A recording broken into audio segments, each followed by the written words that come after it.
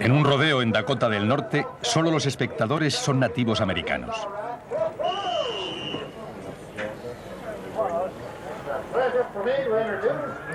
Es un placer para mí presentarles al famoso Harry Hunter de Porcupina, Dakota del Sur, que esta tarde representa a la nación de los Sioux.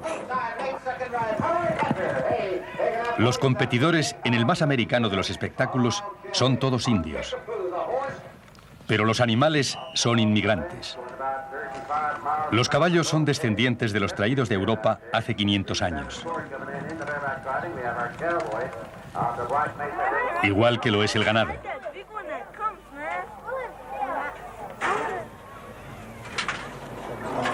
Caballos y ganado, desconocidos en América hasta que Cristóbal Colón los trajera por primera vez, dieron nueva forma a los destinos de los pueblos que aquí vivían cuando llegó Colón y de los que vinieron después.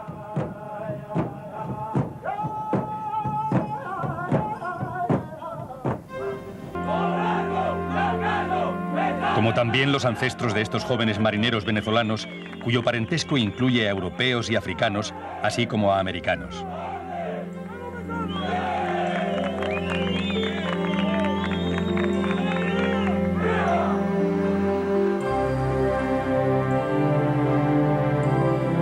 El velero escuela de la Armada, Simón Bolívar, sigue las huellas del recorrido final del tercer viaje de Colón, cuando por vez primera vio el continente americano. Cuando Colón realizó este viaje y vio estas maravillosas tierras, se quedó muy asombrado, muy impresionado, y creo pues que repetir lo que él hizo hace 500 años es muy importante para nosotros y nos sentimos bastante orgullosos. Colón navegó por estas aguas en 1498, creyendo todavía que las islas que había encontrado en sus dos viajes anteriores estaban frente a la costa de Asia. En este viaje, su objetivo era el mismo continente de Asia y el oro que éste prometía. En su tercer viaje, Colón buscó los vientos alisios mucho más al sur, tan al sur como la latitud de Guinea en África. Estaba seguro de que cuanto más cerca estuviera del Ecuador, más posibilidades tendría de encontrar oro. Los portugueses habían encontrado mucho oro en Guinea. Además, su visión del mundo empezaba a tomar forma y sabía dónde estaba. Sabía su situación a pesar de estar en aguas totalmente desconocidas. Después de tomar su ruta usual a las islas de Cabo Verde, se había dirigido al suroeste buscando el paralelo de Guinea, la latitud donde se podía encontrar oro. A la tercera semana de navegación, su instinto le dijo que había llegado a las Indias y cambió al norte. El 31 de julio de 1498, 3 colinas aparecieron en el horizonte. El almirante, conmemorando a la Santísima Trinidad, denominó a la isla que lentamente surgió del mar Trinidad. La pequeña flota de 3 navíos navegó a lo largo de la costa sur de la isla, fondeando brevemente para que los hombres bajaran a tierra. La flota fondeó de nuevo cerca de una roca que denominó el Gallo, porque parecía la cresta de un gallo. De pronto, una gran ola, como una colina tan alta como el navío, según Colón, arrojó las naves contra el cielo y luego hacia abajo hasta que pudieron ver el fondo del mar.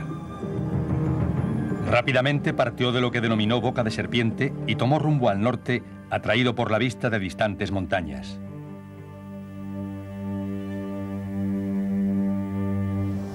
Trinidad se situaba al este. 084, Chacachacare, Trinidad. Las montañas hacia el oeste parecían ser, sin embargo, otra isla. Colón decidió arriar velas e ir hacia la orilla.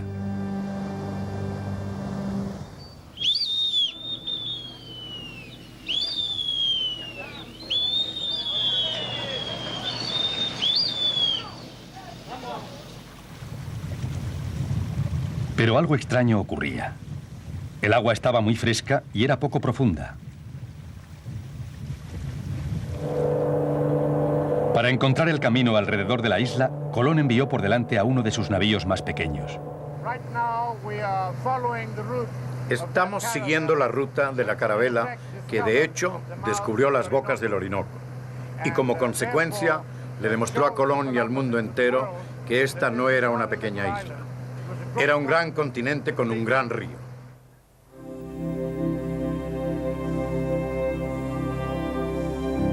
Solo un continente podía tener ríos tan enormes. Colón había tomado tierra no en una isla, sino en la punta de América del Sur. Nunca sabría el tamaño colosal del continente que había encontrado. En vez de ello, imaginó que el nuevo continente era algo incluso más grande todavía.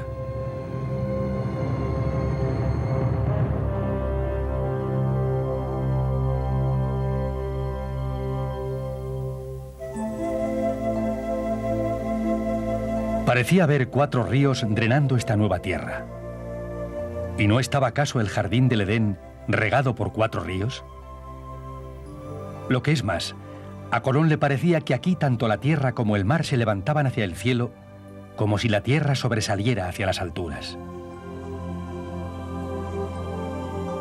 Para la parte mística medieval del pensamiento de Colón no había sino una explicación. Este, dijo Colón, era el fin de Oriente, el paraíso terrenal. Y en cierto sentido tenía razón. El continente que había descubierto era todavía inocente del mundo que Colón representaba.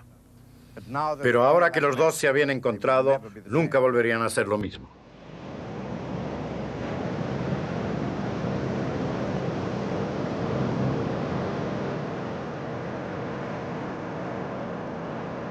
Casi 20 años después de que Colón pisara por primera vez el continente americano, una pequeña brigada de hombres y caballos llegó a esta playa de la costa caribeña de México.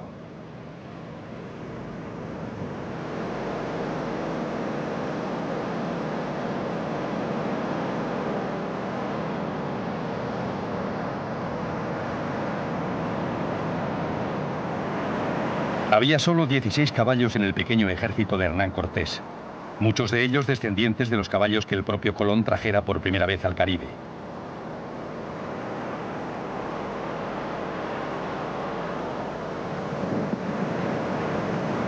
Hasta que estos chapotearon por entre las olas, ningún caballo había pisado estas tierras durante 10.000 años.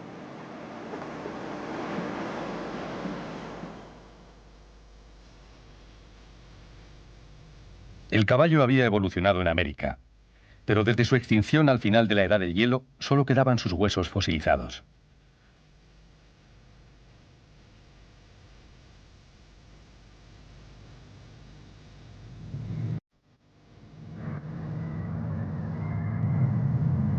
Cuando los caballos regresaron a América con los españoles, encontraron su propia versión del jardín del Edén que Colón había imaginado.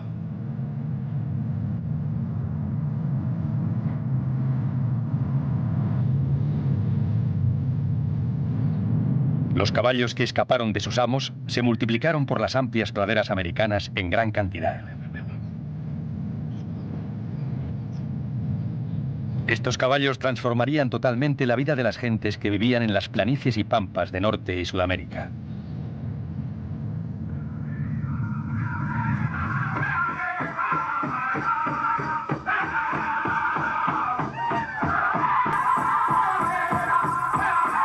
Estos bailarines son de tribus indígenas de las praderas norteamericanas.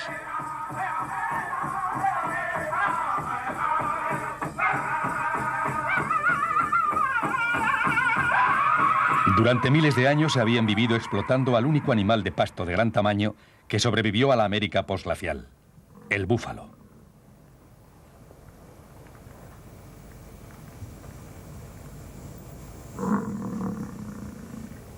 Millones de búfalos pastaron aquí y cuadrillas de indios de a pie les dieron caza por su carne, cuero, cuernos, piel y huesos.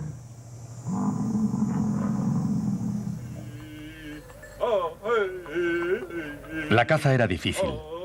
Los grupos tribales estaban dispersos y eran pequeños.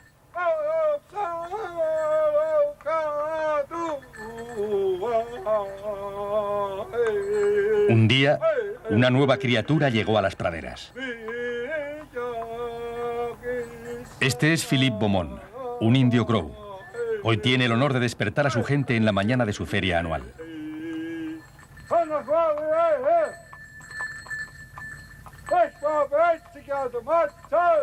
In the late 20th century, we still maintain A finales del siglo XX mantenemos todavía esa identidad entre las 300 tribus a través de la nación. Y se puede ver por las insignias y por nuestra indumentaria que continúa siendo Crow.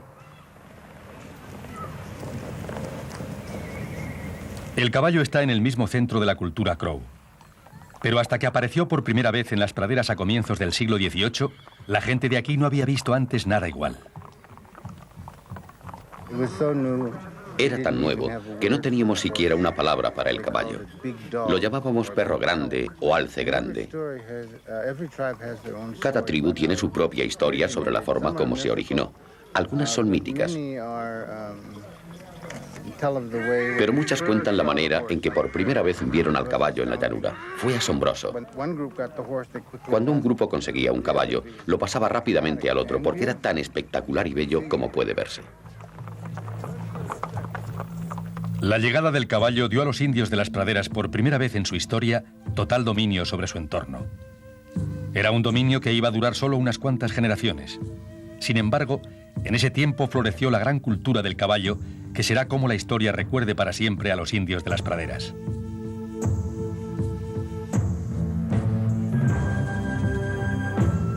Fue en la caza del búfalo donde el caballo tuvo su mayor impacto. No era ya necesario que grandes partidas de caza se pasaran días en paciente acecho. El caballo configuró la época del indio. No tenían que pasar todo su tiempo buscando alimento, así que empezaron a desarrollar su arte más detalladamente. Su filosofía, su religión, cosas como esta. Hubo un impacto tremendo. Oh, Dios mío, mirad ese carcaj. Es realmente bonito. ¿Veis esa niña con ese precioso carcaj en su caballo? Ojalá lo tuviera en mi museo. Es divertido verlos dando vueltas por ahí. A pesar de nuestras cacerías a la luz de la luna, mantenemos todavía nuestros pies en la tierra con el caballo. Y ese es tal vez nuestro objetivo ahora. Pero los españoles no solo trajeron el caballo a América. Trajeron también ganado y una gran tradición ganadera estilizada en las corridas de toros. Rafael Peralta es uno de los principales rejoneadores toreros que actúan sobre el caballo.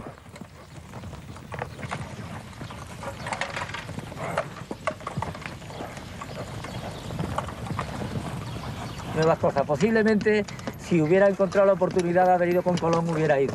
Y sobre todo, si iban caballos también, yo montado en el caballo, pues me considero un hombre muy grande montado en el caballo porque le da a uno una gran amplitud y un prisma importante.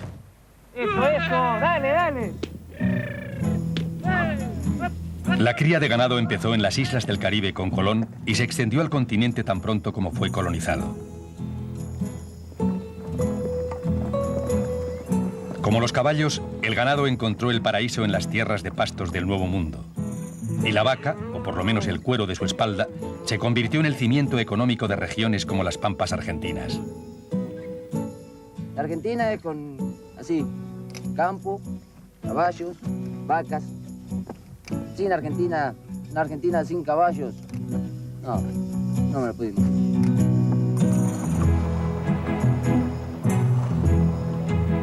Argentina es una nación que fue construida por hombres montando a caballo y criando ganado. Los gauchos. En las calles de Buenos Aires, el día de la feria agrícola anual, la tradición del gaucho se deja sentir profundamente enraizada.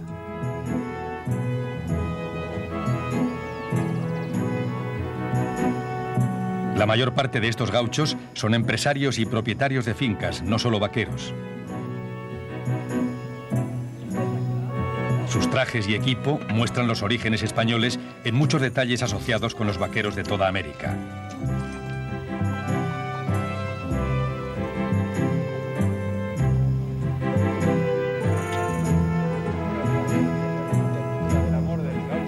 Los gauchos también reflejan la actitud universal del vaquero. El gaucho no es muy fácil de tratar. No se le puede decir, ven aquí, anda allí. No, debes preguntarles, caballeros, ¿tienen la amabilidad de venir conmigo porque tenemos que cuidar el ganado? Y entonces te seguirán hasta la muerte.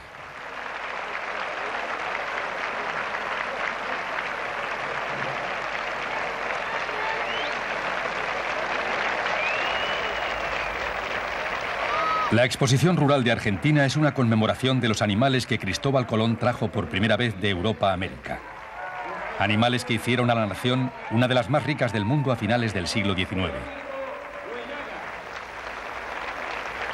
Esta riqueza atrajo a millones de inmigrantes de Europa, principalmente de España e Italia, que se volcaron en el país después de que el ejército argentino, montado a caballo, destruyera en gran medida a la población india aborigen.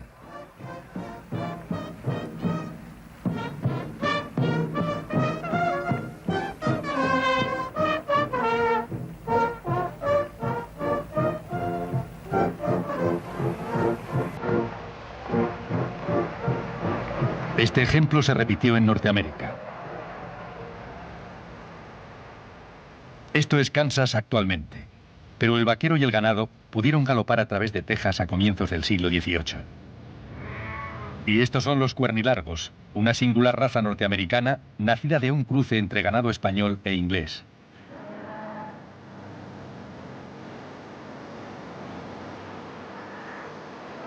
Volviendo a Colón, el ganado vacuno se ha criado en América más por su cuero que por su carne. El cuero podía venderse, la carne solo dejarse pudrir.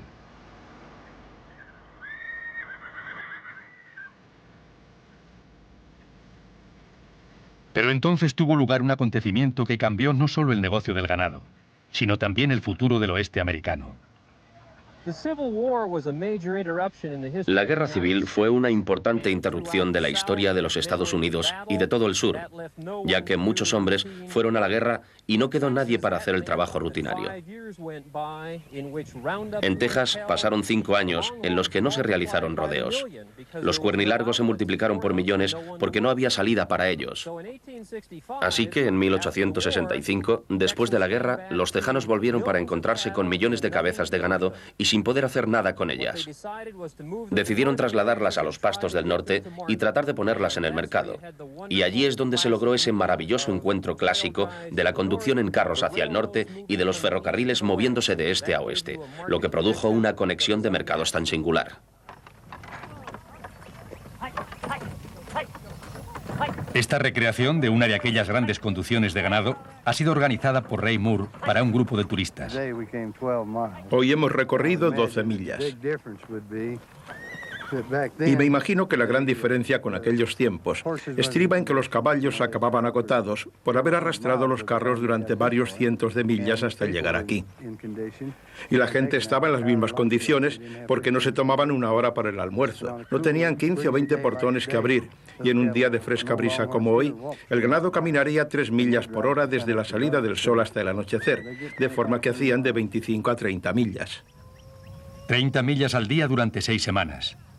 Así fueron conducidos cientos de miles de cuernilargos hacia el norte a las cabezas de tapa ferroviarias, siendo la más famosa de todas la ciudad de Dodge, en Kansas. En 1879 llegó a ser sinónimo del desgarrado bramido de la frontera occidental y del vaquero bebedor y ayudó a configurar un héroe exclusivamente americano.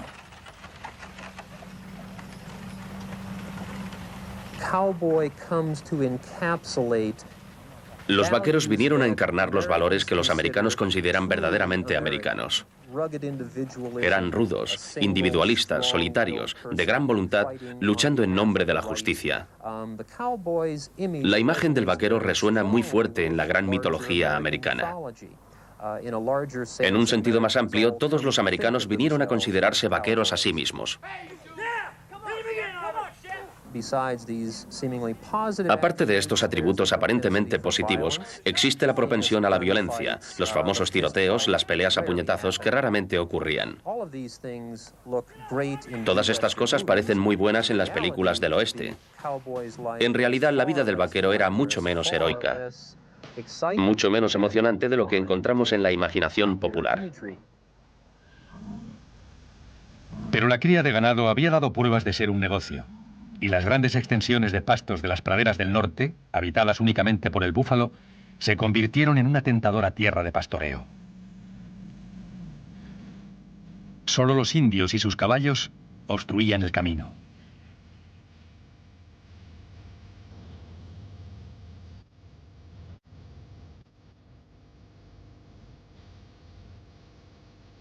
Lo que finalmente derrotó a los indios de las praderas no fue exclusivamente la pólvora y la caballería de los Estados Unidos, sino el exterminio casi de la noche a la mañana de su recurso básico.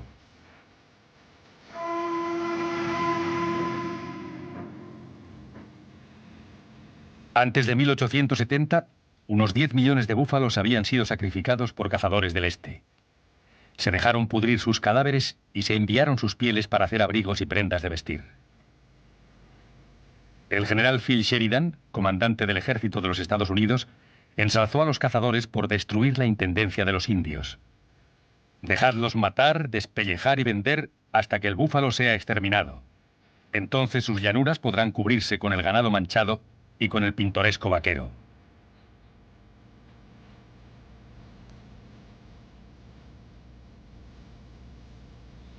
El exterminio del búfalo dejó a los indios de las praderas sin nada para sobrevivir. Apiñados en reservas, quedaron reducidos a robar al hombre blanco el ganado que se había aposentado en las praderas del búfalo.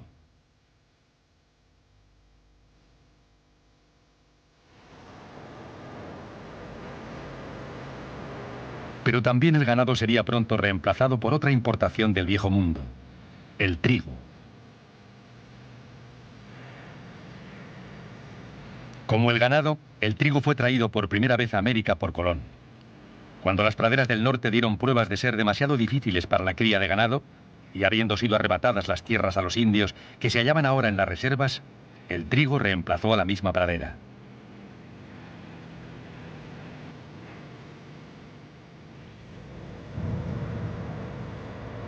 El ganado, mientras tanto, encontró su lugar en amplios corrales. Las grandes praderas, un día el hogar de los indios y del búfalo, empezaron a proporcionar pan y carne de res en una cantidad sin precedentes en la historia.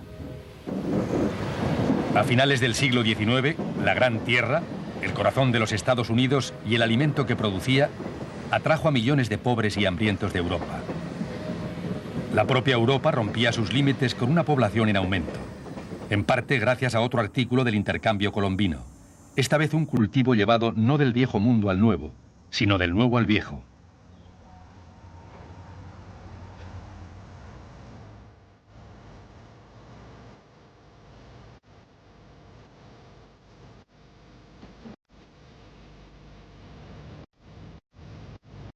Colón descubrió el continente sudamericano en 1498. Solo 40 años más tarde, los españoles llegaron a los Andes.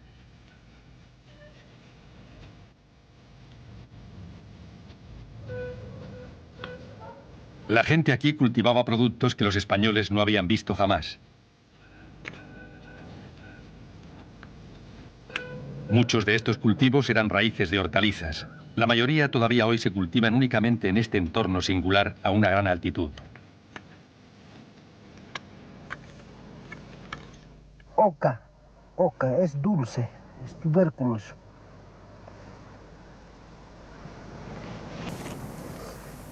Ese es papaliza. Esa es la papa, ¿eh? Papa, ¿eh? Pero este tubérculo, la patata, iba a superar sus orígenes como un cultivo de nueva subsistencia en los Andes para convertirse en la comida de los pobres en buena parte del mundo.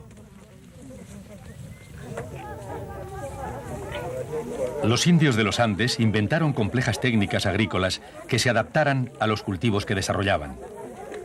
Estos dos lechos, levantados entre acequias, reproducen un método para cultivar patatas empleado 300 años antes de que vinieran los españoles.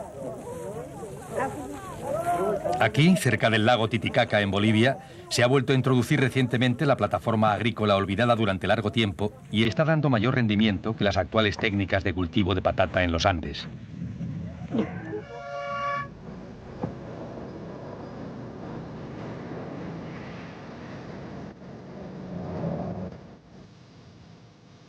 Los expertos agricultores de estas antiguas tierras desarrollaron cientos de variedades de patatas.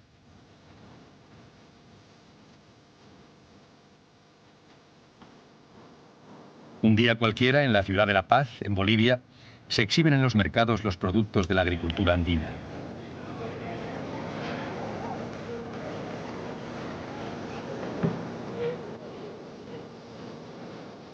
Los españoles que llegaron aquí hace casi 5 siglos estaban mucho más interesados en el oro y la plata que el suelo andino poseía que en las raíces que alimentaba. Las patatas podían ser un alimento adecuado para los indios, pero poco para los conquistadores españoles.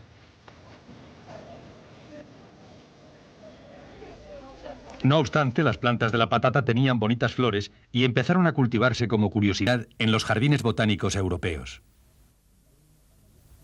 Hasta que en el siglo XVIII, la humilde patata se convirtió en protectora de la vida.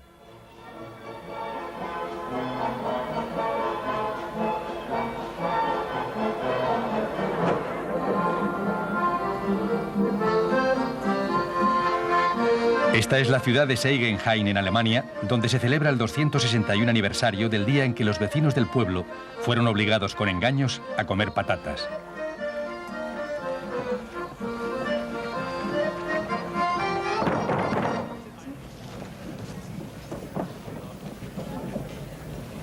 El autor del engaño fue el margrave de Hesse. La patata en aquella época tenía fama de causar flatulencia, exceso de lujuria e incluso lepra. Algunas personas en Seigenhain ya habían probado en alguna ocasión la patata con resultados francamente desastrosos. Trataron de comerse los tallos, las hojas e incluso las flores de la patata.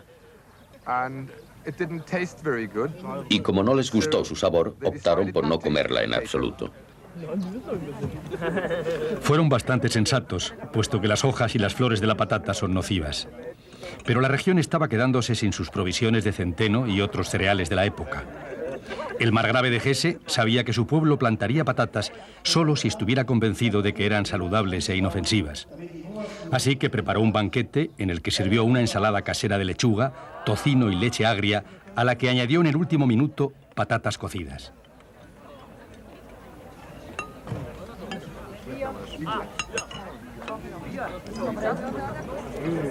La comida fue un éxito.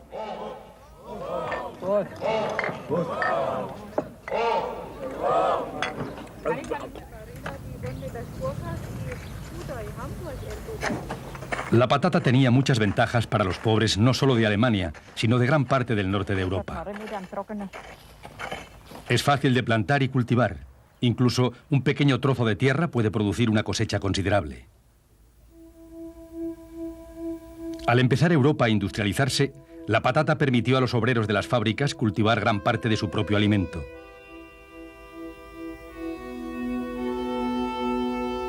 La población de Europa aumentó hasta el punto en que la patata se convirtió en la diferencia entre la vida y la muerte. Y en ningún otro lugar más que aquí, al suroeste de Irlanda.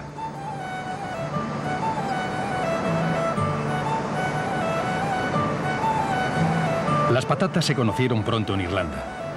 Una leyenda sugiere que el mar las arrojó a la costa al naufragar los navíos de la Armada Española. Aunque es más probable que la trajeran los pescadores españoles a los pequeños puertos a lo largo de la costa sur irlandesa. Como quiera que llegara, la patata e Irlanda parecen haber sido hechas la una para la otra. Una de las ventajas de la patata es que puede crecer en suelos pobres, poco profundos y ácidos, donde no crecerían otros cultivos.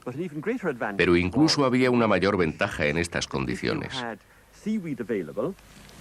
Si se disponía de algas marinas en grandes cantidades y también de arena local, que es calcárea, con muchas conchas marinas, podían obtenerse cosechas muy abundantes. Eso significó que la gente pobre, gente que vivía en zonas remotas, empezó a confiar más y más en la patata. Esta parecía significar abundancia y, por supuesto, dependían de ella en gran medida.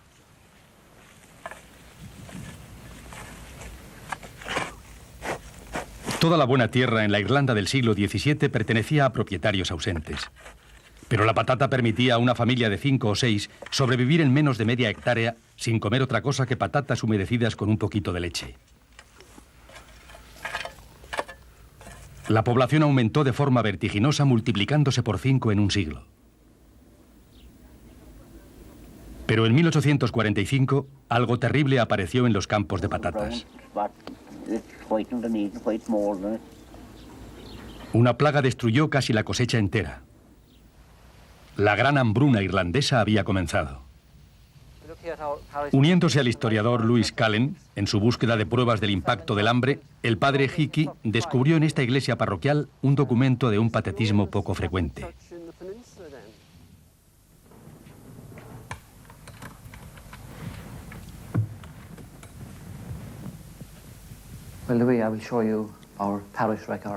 Te mostraré los registros de nuestra parroquia de Afferdown. Comienzan alrededor de 1822 y continúan hasta 1866.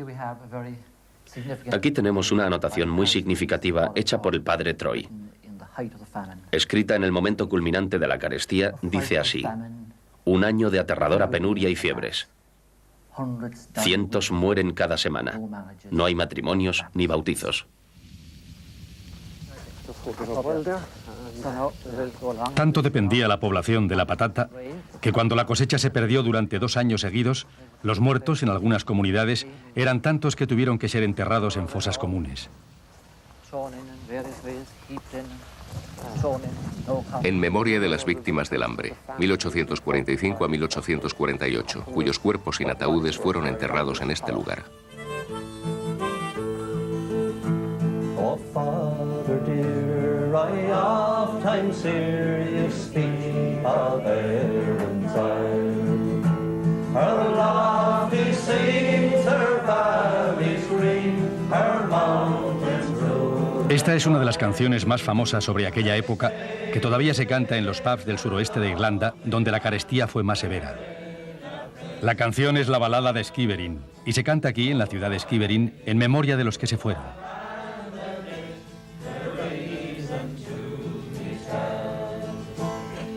I loved my native land within her cheek and pride, till the blight came over all my flocks, my sheep and cattle died.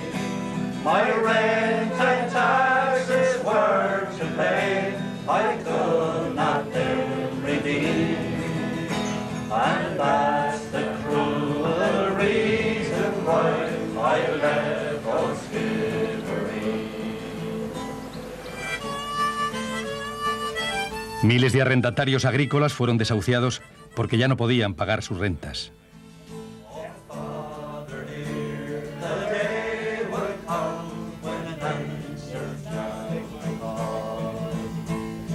El gobierno británico finalmente empezó a proporcionar ayuda, pero fue demasiado tarde para salvar a muchos. 1 millón de personas murió durante la carestía y más de otro millón abandonó su tierra para siempre. Muchos de los emigrantes se dirigieron a América, donde ellos y sus descendientes no olvidarían nunca la falta de ayuda del gobierno británico.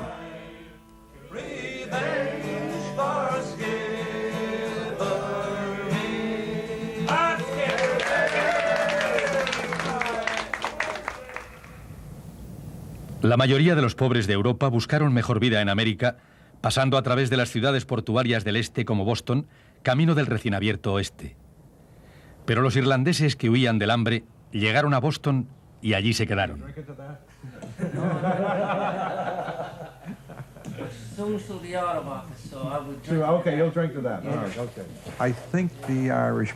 Creo que los irlandeses, por su naturaleza, son un pueblo gregario que no deseaba ir al lejano oeste. No quería ir a las praderas abiertas ni viajar, por ejemplo, a donde no tenía amigos, ni familia, ni iglesias. Los irlandeses, y de nuevo por esta búsqueda de la seguridad, este impulso tan fuerte de estar a salvo y seguros con sus familias, encontraron todo lo que estaban buscando en las ciudades.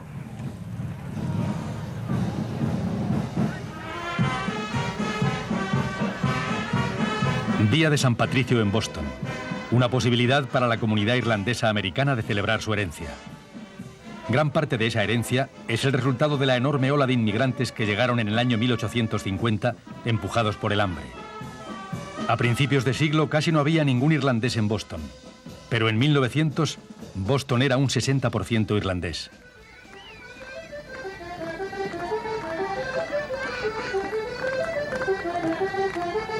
Boston fue construido por los irlandeses y también construyeron una nueva organización política enraizada en su propia experiencia al ser ignorados por el gobierno británico durante la carestía de la patata.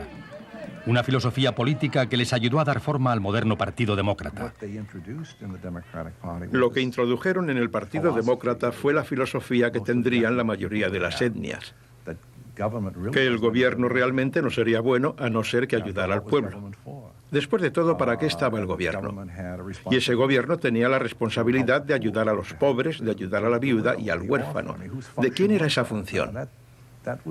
Esa no era una idea consolidada en los Estados Unidos en el siglo XIX. Nadie pensaba que el gobierno tuviera otra función sino la de la política gubernamental, pero los irlandeses sí lo pensaban.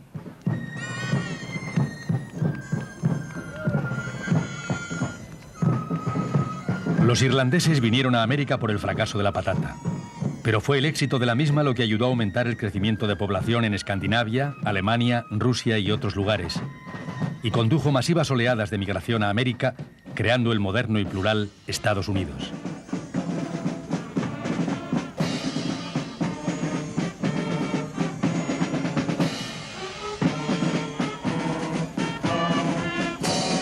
Otros también vinieron a América debido a un cultivo trasplantado de un hemisferio al otro, la caña de azúcar.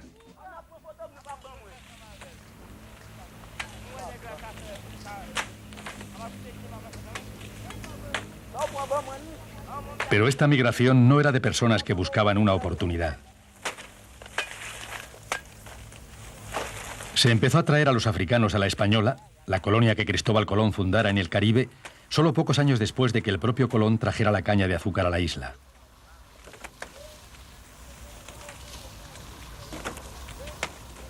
La población india casi había desaparecido. La mayor esperanza de la colonia para la supervivencia económica era la caña de azúcar cultivada por los esclavos negros traídos de África.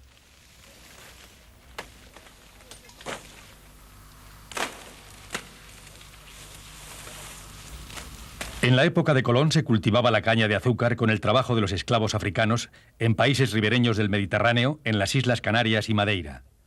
El tráfico de esclavos era pequeño, pero estableció una forma de producción que fue traspasada intacta al Nuevo Mundo: la plantación. El sistema de plantación era un sistema industrial y agrario. Era una fusión de ambos. Como la plantación necesitaba gran cantidad de mano de obra, este fue el factor que de hecho estimuló a este enorme tráfico de esclavos y creó la migración africana. En Europa la tasa de importación media estaba entre 600 y 1000 esclavos al año. En el punto culminante de la producción de azúcar, solo en el Caribe, las tasas de importación pasaban de 13.000 esclavos al año. Worthy Park es una plantación que data de pocos años después de que los británicos capturaran Jamaica a los españoles. Era el destino de miles de africanos durante los 150 años en que se empleó el trabajo de esclavos para cortar y procesar la caña de azúcar.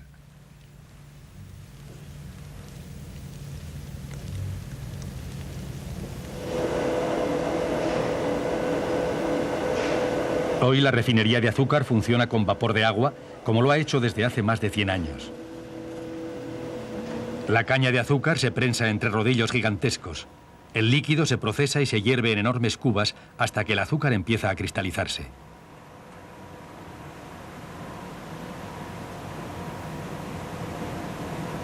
Estos procesos son los mismos hoy que lo fueron en el año 1600, cuando británicos, franceses, portugueses y holandeses, así como los españoles, empezaron a cultivar azúcar en el Caribe con el trabajo de los esclavos de África.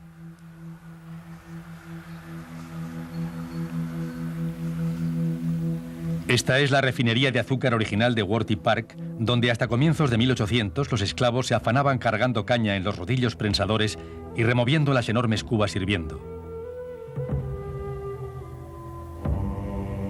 Durante la temporada de la cosecha, 6 meses al año, la fábrica trabajaba 24 horas al día. Las condiciones en el campo eran peores. En el punto culminante de la esclavitud, había alrededor de 20 hombres en la brigada de cortadores, seguidos por unos 20 trabajadores en la segunda brigada, que apilaba las cañas de azúcar tal como están en estas filas. Tenían que cortar entre 6 y 10 toneladas de caña cada uno al día para mantener a la refinería en constante movimiento. Por esa razón, los trabajadores hacían jornadas de trabajo que duraban de 12 a 18 horas.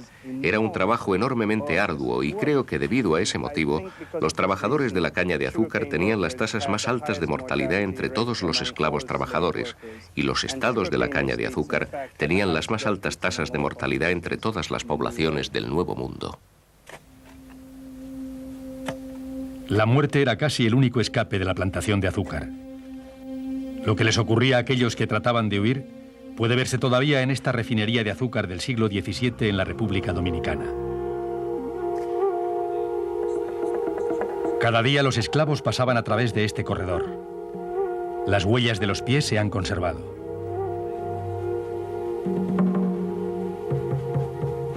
En este pie se ve el talón, todo el contorno y los 5 dedos. Ese es un pie completo.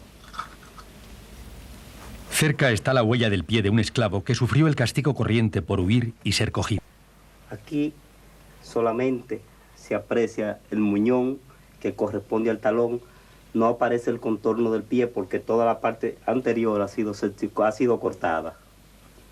No, el día que localizamos la huella, yo sentí un escalofrío porque nunca antes, en los años que llevo haciendo trabajos arqueológicos, había encontrado una cosa tan terrible, que fuera tan palpable y que hablara por sí sola. Sentí que mi cuerpo estaba totalmente en la carne de gallina, porque uno se traslada en el tiempo y puede sentir las torturas y los aguijonazos que estos hombres sufrieron.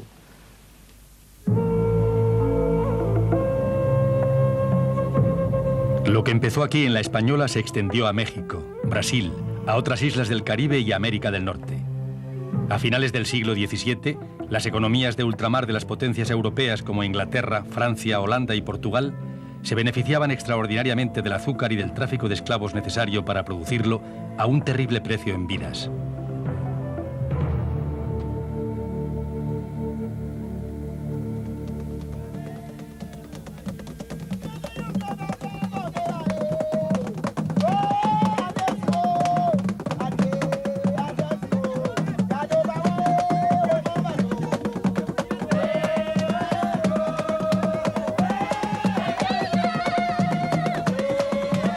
La esclavitud duró 300 años en el Caribe.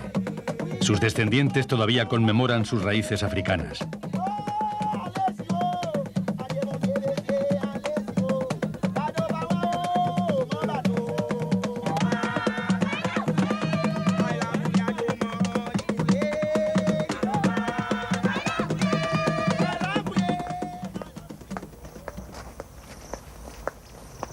Estamos en Nigeria, uno de los estados de África Occidental que perdió millones de sus gentes en el tráfico de esclavos con América.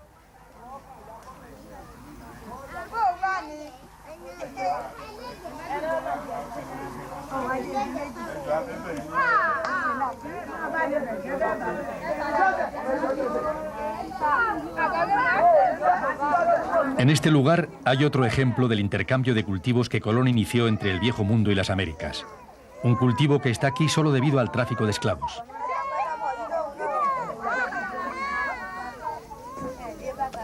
Esto es raíz de yuca. El propio Colón vio cultivarla a los indios en el Caribe.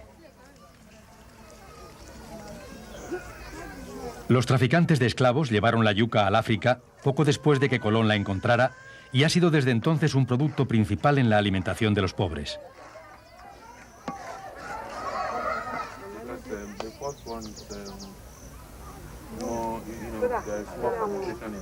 En esta aldea de Nigeria, la yuca se prepara para un plato local que incluye otro cultivo americano, el chile. La yuca y el chile no son los únicos cultivos de aquí que tienen sus orígenes en América. Very good. Lo que África adeuda a América se puede ver en este pequeño trozo donde tenemos maíz, chile, calabazas e incluso boniatos. En toda África se ven cultivos americanos que la gente más o menos los considera como sus propios cultivos porque están aquí desde hace cientos de años. Si estos cultivos fueran eliminados completamente, ahora mismo morirían de hambre 100 millones de personas. De los cultivos que encontró Colón en el Nuevo Mundo y trajo a Europa, el maíz es el más importante de todos.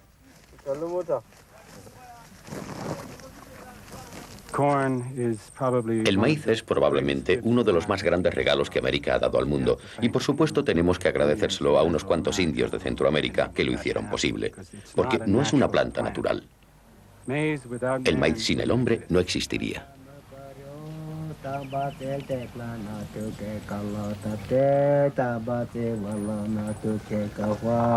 Los agricultores indios, como los de las regiones montañosas mayas de México, empezaron a dar forma al maíz a partir de las ancestrales gramíneas salvajes hace más de 3.000 años.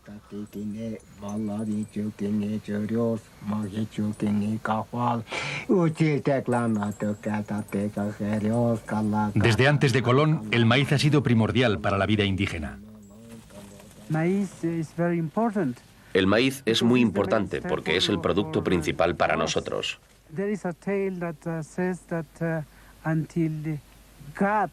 Hay una leyenda que dice que solo cuando Dios mostró el maíz a los indios se convirtieron en seres humanos. Antes del descubrimiento del maíz no había seres humanos. Había otra clase de animales, pero no seres humanos.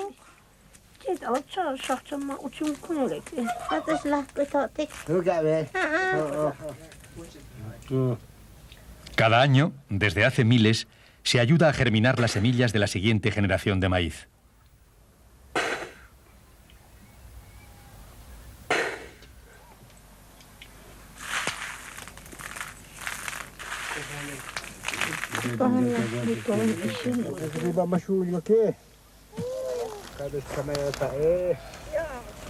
Igual que las patatas desarrolladas por los agricultores indígenas en los Andes, el trigo es un cultivo enormemente adaptable. Puede crecer en muchos entornos y climas diferentes. Pocos años después de que Colón viera crecer el maíz en el Caribe, los traficantes de esclavos portugueses lo llevaron a África.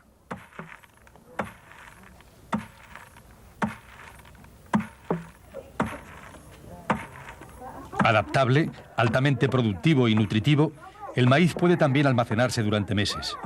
Estas cualidades beneficiaron a África enormemente, pero también ayudaron a robarle a sus gentes.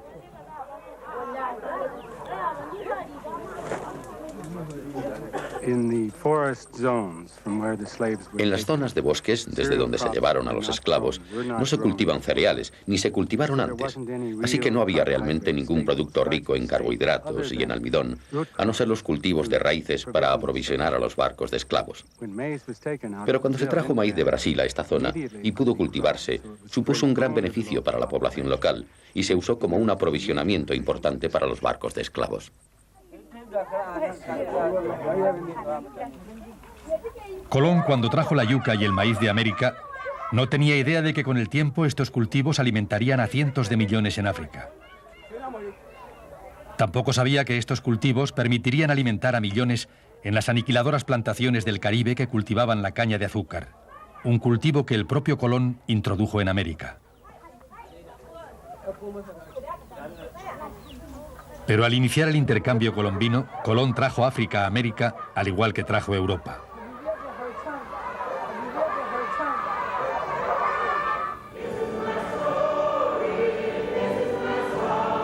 Este servicio religioso se celebra en Kingston, Jamaica.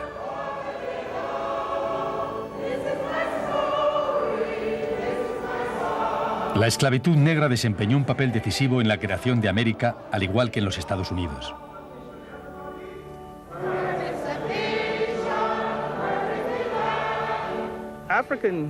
Los africanos vinieron en mayor número que cualquier otro grupo migrante a las Américas antes del siglo XIX.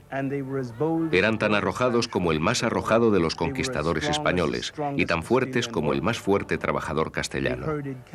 Cuidaban ganado, eran jinetes, construían ciudades, modelaron la civilización americana en la selva virgen.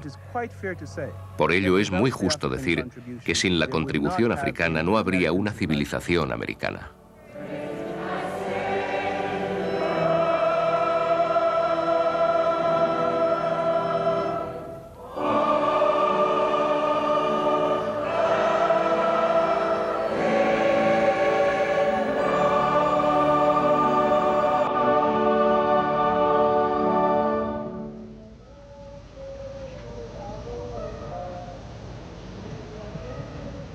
Es difícil que haya un solo rincón del viejo o del nuevo mundo que no haya sido afectado por el intercambio colombino.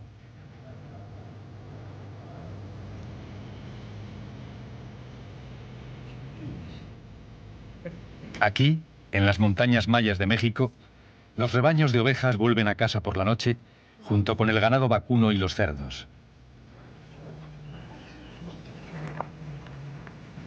Todos vinieron con Colón, igual que los asnos, las cabras y los pollos, y todos han configurado América. Los cerdos eran casi tan importantes como el caballo en los primeros días de la conquista española. Ninguna cuadrilla de conquistadores salía sin su propia provisión ambulante de cerdos.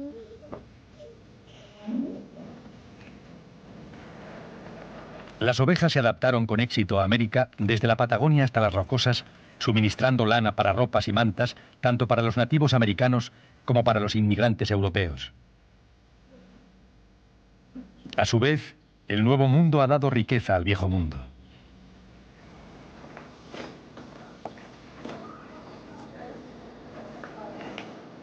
Igual que las patatas, el maíz y el chile disponibles en este mercado maya en gran variedad y abundancia, los indios americanos desarrollaron cultivos como el cacao, la piña, el tabaco y el maní.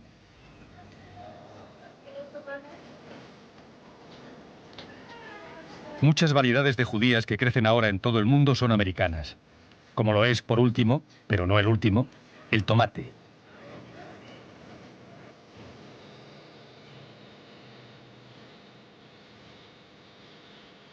Colón emprendió sus viajes esperando encontrar especias, así como oro.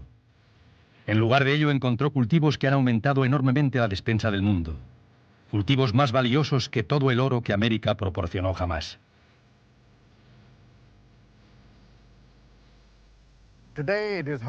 Hoy en día es difícil imaginar cómo Europa y África podían haberse alimentado sin la patata y el maíz. Es difícil imaginar a América sin el caballo y la vaca, y sin la masiva transfusión de africanos que se trajeron para cortar caña de azúcar. Es difícil imaginar Kansas sin trigo, o espagueti sin salsa de tomate, o Boston sin irlandeses. En realidad, Colón no solamente cambió el mundo, sino que creó un mundo nuevo donde antes había habido dos, separados el uno del otro por el océano. Ese mundo y los pueblos que ha reunido han cambiado a ritmos más nuevos y emocionantes desde entonces.